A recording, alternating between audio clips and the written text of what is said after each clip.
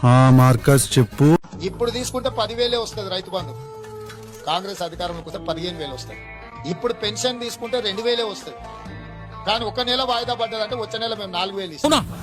అవునా మీరు TV serial actors లాగా మూడు సార్లు రియాక్ట్ కాకండి. అన్నిటికీ మ్యాటర్ ఒకటి. ఇవాళ రుణమాఫీ చేసిన వాళ్ళందరికీ నేను విజ్ఞప్తి చేస్తున్నాను. ఎంబడే బ్యాంకు పోయి 2 లక్షలు తెచ్చుకోండి. డిసెంబర్ 9 నాడు నేను రాగానే మాఫీ చేస్తానని ఒప్పుకున్నావు కదా నువ్వు మొన్న. ఇయాలటికి మొన్న అయితే రేపటికి నిన్న. ఈ రోజే మంత్రివర్గం సమావేశం ఏర్పాటు చేసి విధానపరమైన ఈ గ్యారంటీలను ఆమోదింపజేసుకొని 100 రోజుల్లోనే ఈ పథకాలను అమలు చేయడానికి స్పష్టంగా కాంగ్రెస్ భవిష్యత్ ప్రణాళికతోని తెలంగాణ ప్రజల ముందుకు అభయహస్తం పథకం కింద ఈ పథకాన్ని అమలు చేయడం జరుగుతుంది. చేస్తాడు ఏదో ఒక సొల్లు చెప్తుంటావు కదా, చెప్పు ఇప్పుడు కూడా. ఆవిడ చెప్తే ఏదో ఒకటి.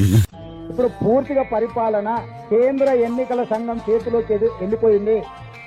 కాంగ్రెస్ పార్టీ ప్రభుత్వం చేతిలో అధికారం లేదు. మాట మీద నిలబడే మనిషివి కావట్టిల్లు నువ్వు. నిలబడా నేను వేస్ట్. తాగక ముందు 30 చెప్తా, తాగినాక 90 చెప్తా. నేను నెక్స్ట్ డే పొద్దుగాల మర్చిపోతా. అసలు నాతో పెట్టుకోకూర్రి.